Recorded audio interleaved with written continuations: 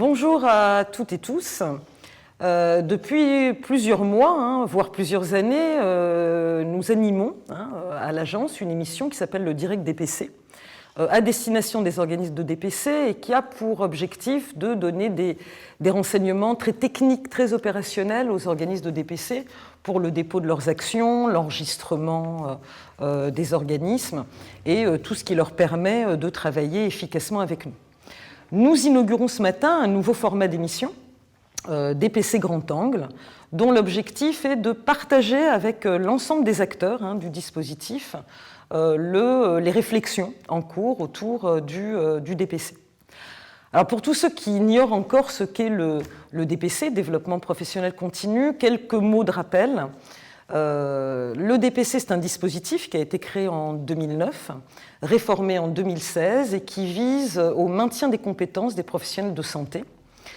Tout professionnel de santé pendant 3 ans doit s'inscrire dans ce qu'on appelle un parcours de DPC, c'est-à-dire qu'il doit à la fois se former, évaluer ses pratiques, gérer ses risques professionnels, et il doit rendre compte de l'ensemble des actions qu'il a pu suivre pendant 3 ans auprès d'autorités de contrôle que sont les ordres, les employeurs ou les agences régionales de santé. Pour piloter ce dispositif, l'Agence nationale du DPC, créée en 2016, que j'ai le plaisir de diriger, et qui a plusieurs missions. Donc, c'est quoi le pilotage du dispositif? C'est bien sûr mener les réflexions utiles à l'évolution du DPC, c'est garantir la qualité de l'offre du DPC, c'est aussi, pour les professionnels de santé libéraux et de centres de santé, financer leurs actions de DPC. Donc cette émission que nous inaugurons aujourd'hui, nous avons souhaité la centrer autour d'une des instances de l'agence, essentielle, puisque c'est l'instance de pilotage scientifique et pédagogique, et des axes de développement et de réflexion que nous avons avec le Haut Conseil du DPC.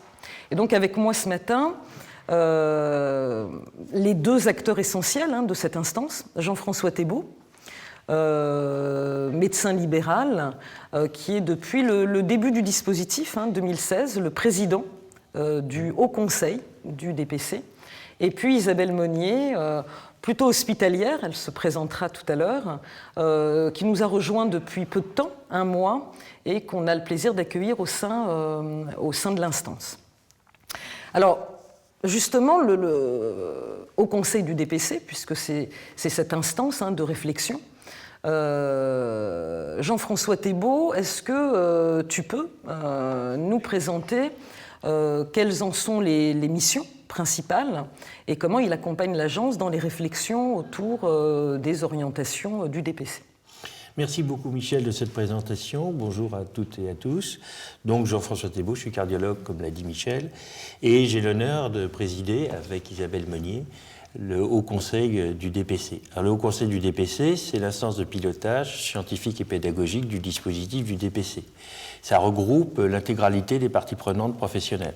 C'est-à-dire à peu près, le Haut Conseil est constitué de 130 personnes qui sont soit des médecins, soit des pharmaciens, soit des professions paramédicales, et de tout mode d'exercice, libéraux, salariés, hospitaliers, centres de santé, ainsi que les différentes représentations professionnelles à travers les différents syndicats, salariés ou libéraux. Les missions du DPC sont de prévoir les qualités d'évaluation, les critères d'évaluation au point de vue scientifique et pédagogique, critères qui seront appliqués par les commissions scientifiques indépendantes, de faire une concertation au niveau des conseils nationaux professionnels des différentes professions. Pour les médecins, c'est organisé en spécialité. Pour toutes les autres professions, dans l'état actuel des choses, c'est par profession. De mesurer les impacts du DPC et d'établir les critères de qualité du DPC. C'est sur ce travail que nous sommes essentiellement focalisés pour ces premières années. Alors tu nous as dit que dans ce Haut Conseil, il y avait tous les acteurs, donc 150 personnes au Conseil. Comment on anime une instance de 150 personnes avec cette diversité de représentation d'acteurs? Alors, la plupart des décisions du Haut Conseil sont prises sous mode de consensus. Mais pour un certain nombre de sujet particulier, il y a des votes qui s'expriment à la majorité. Le travail est préparé par le bureau du Haut Conseil du DPC et puis par des groupes de travail, comme on le verra tout à l'heure, sur notamment les axes de développement ou sur le problème des signalements qu'on envisagera tout à l'heure. Des travaux préparés par les services de l'agence avec les différents acteurs du bureau sont présentés ensuite au Conseil, en plénière du Haut Conseil, et les décisions sont prises soit sous forme de consensus, soit sous forme de vote formel quand c'est nécessaire. Et il y a un débat qui s'installe entre les acteurs sur certains sujets ? Le débat peut être très riche sur un certain nombre de sujets. Généralement, jusqu'à présent, il n'y a jamais eu de blocage et tout le monde est arrivé à un consensus très largement majoritaire.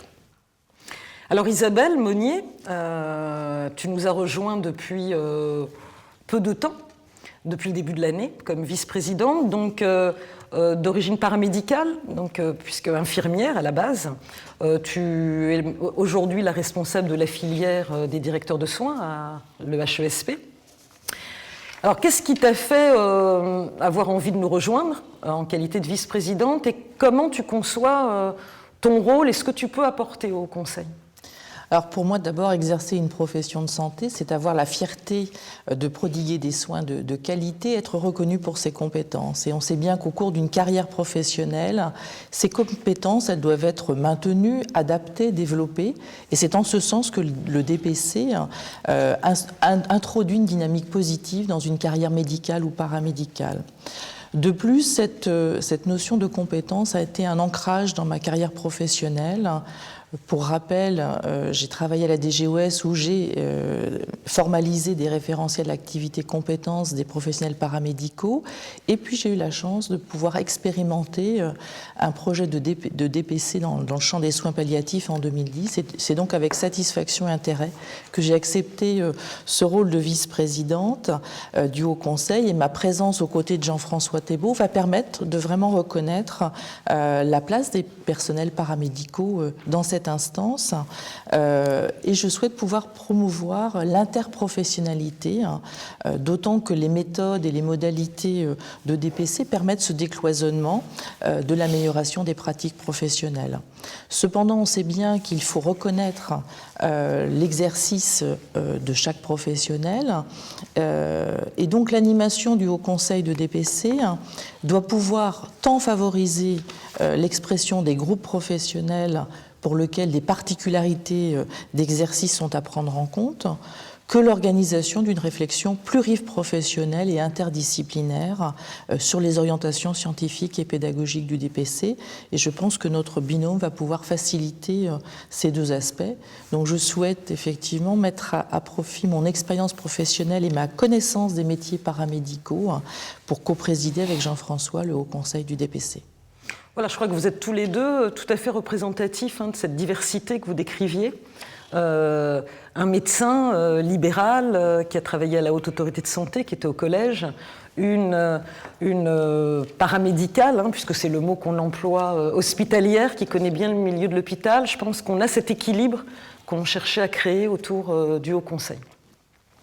Alors la première année, l'agence a été créée en juillet 2016, la première année a été une année très opérationnelle. Il fallait mettre en place le dispositif. Tu as rappelé, Jean-François, qu'il fallait définir les critères d'évaluation, la façon dont les choses se mettaient en place. Le Haut Conseil a beaucoup pensé pendant un moment être plutôt une chambre d'enregistrement, de validation. Et puis suite d'ailleurs à du benchmark qu'on a fait à l'international, mais aussi dans toutes les discussions qu'on a eues, 2018, c'est le lancement de ce qui était vraiment le cœur de l'activité du Haut Conseil, c'est-à-dire la réflexion sur les évolutions du DPC. Et en décembre 2017, le Haut Conseil a adopté un plan de travail pluriannuel, puisque c'est 2018-2020, qui retient un certain nombre d'axes et d'orientations de développement. Je les cite très rapidement. Tu en parlais, Isabelle, c'est évidemment le développement d'actions de DPC interprofessionnelles pour soutenir la coopération des professionnels dans les territoires. C'est du DPC en appui de l'innovation à la fois technique et organisationnelle, qui passe par la valorisation d'actions innovantes.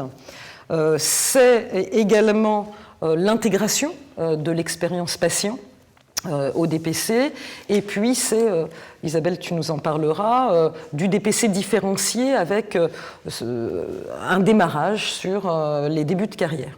Alors justement, autour de ces actions dont vous êtes promoteur, mais dont vous allez être des acteurs essentiels, Isabelle, tu insistais tout à l'heure sur l'interprofessionnalité, sur le DPC différencié, notamment début de carrière, puisque tu vas le porter d'ailleurs en partie avec moi. Est-ce que tu peux nous présenter un peu cet axe ? Tout à fait. Effectivement, aujourd'hui, on voit bien que l'offre de DPC, elle est nombreuse, elle est variée, mais elle est quelque part, on pourrait dire qu'elle est uniforme parce qu'elle ne prend pas en compte les moments clés de la carrière professionnelle, médicale ou paramédicale. Et comme tu l'as souligné, l'agence a réalisé il y a peu de temps un benchmark international qui a au contraire démontré que des offres de DPC pouvaient être différenciées en fonction de la carrière. Alors, la carrière, c'est quoi ? C'est effectivement quand on débute et quand on est jeune, et je vais y revenir, mais c'est aussi les changements d'exercice professionnel entre le libéral, l'hospitalier, par exemple, et c'est aussi quelquefois des reprises de carrière, parce qu'on peut avoir des moments d'interruption et il faut pouvoir tenir compte de ces éléments. En particulier sur le DPC, notre accent se portera en ce début d'année sur le DPC des jeunes professionnels, parce que dès qu'on a obtenu son diplôme, qu'on soit médecin ou non médecin, on rentre dans cette obligation de DPC. Le lendemain, on rentre dans cette obligation de DPC et notre intérêt est de bien connaître quels sont les besoins de ces jeunes professionnels, quelle que soit leur modalité d'exercice, pour du coup pouvoir promouvoir des actions de DPC, peut-être en fonction des orientations prioritaires. Alors ce travail qui va débuter par les jeunes professionnels, bien sûr, va servir pour orienter aussi les actions de formation et de DPC, notamment au cours de la carrière professionnelle. Donc c'est avec intérêt que nous démarrons ce travail. Alors Jean-François, il y a deux axes auxquels tu as beaucoup tenu, qui était l'intégration de l'expérience patient. C'est quelque chose que tu souhaites qu'on démarre vite d'ailleurs dans les réflexions.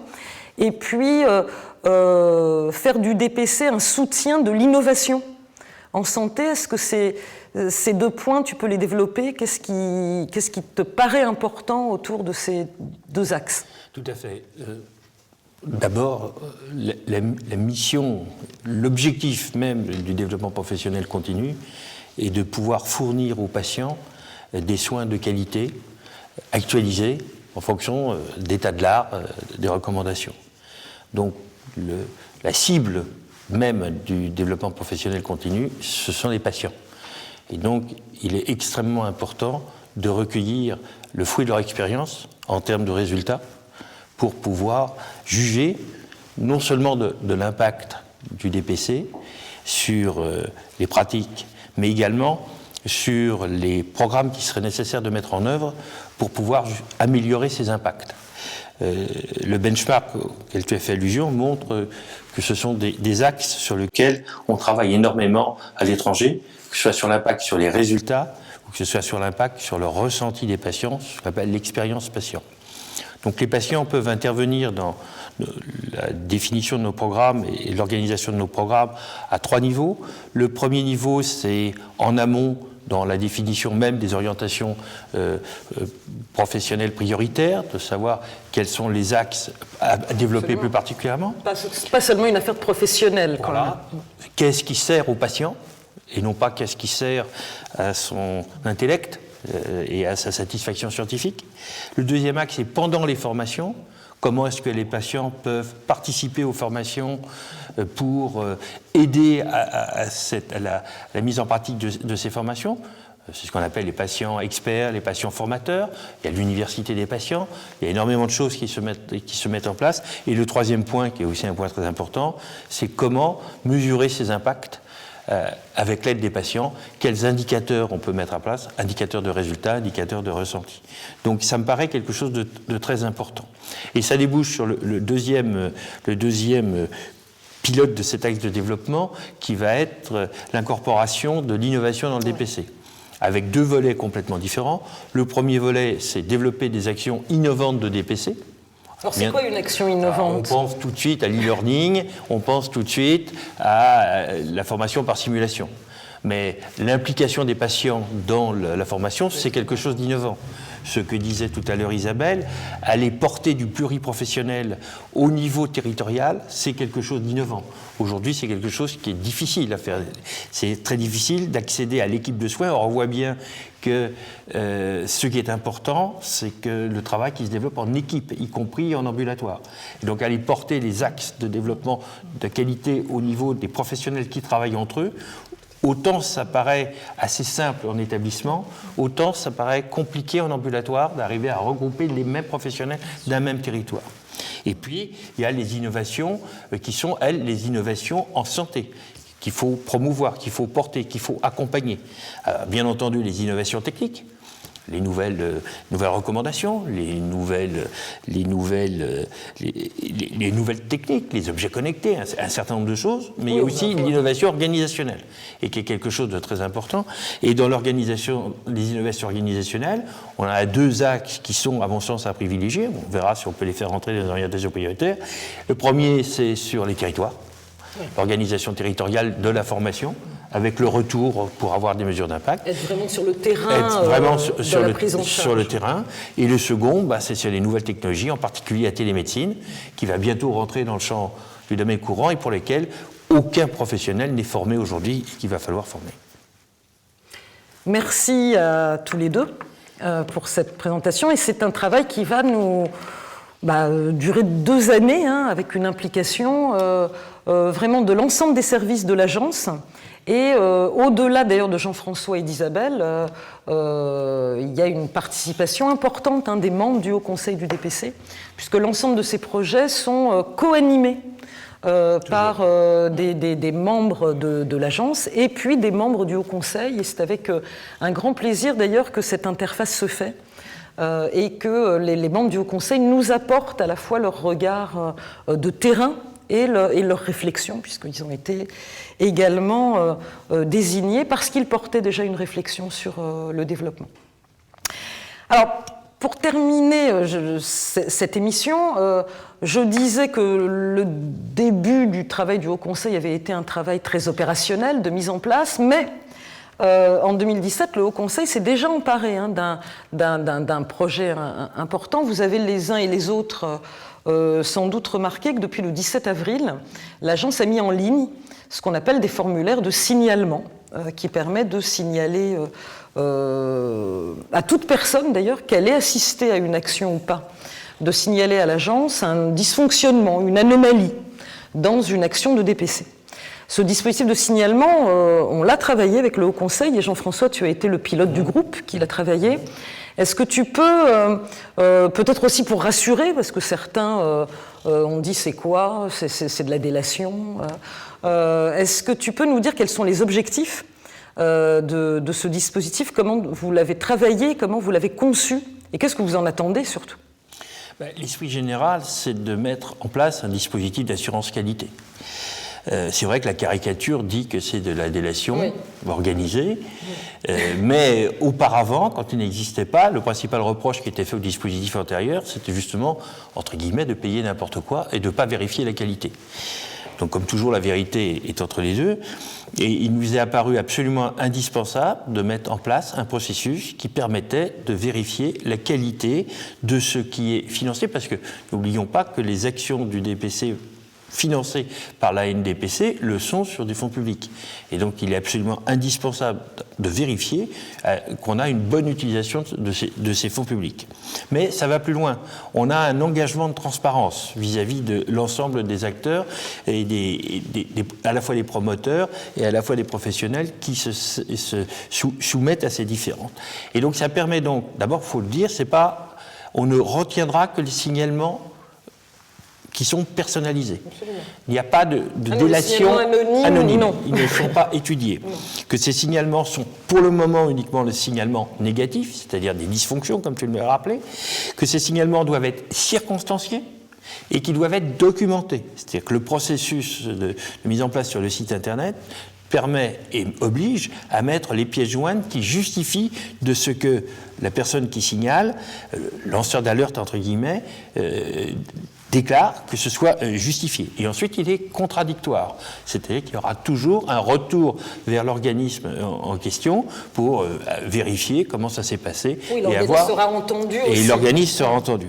Ça nous paraît absolument indispensable d'avoir ce processus, ne serait-ce que pour assurer l'ensemble des acteurs, les pouvoirs publics, les patients et les autres professionnels, que les choses se font dans les règles de l'art. Ultérieurement, on va développer également vers des signalements positifs, de manière à pouvoir mettre en évidence les actions qui sont de plus grande qualité, les actions dites remarquables, qui pourront être conseillées aux autres.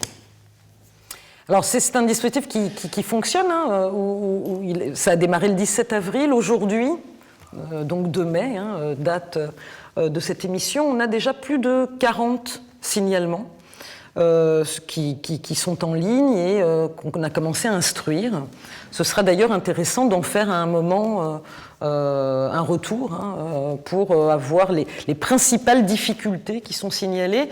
On peut remercier l'ensemble des professionnels qui jouent ce jeu et dont on sent au travers des signalements que là, ils ne sont pas du tout dans une idée de délation, mais bien ce que tu soulignais, d'amélioration.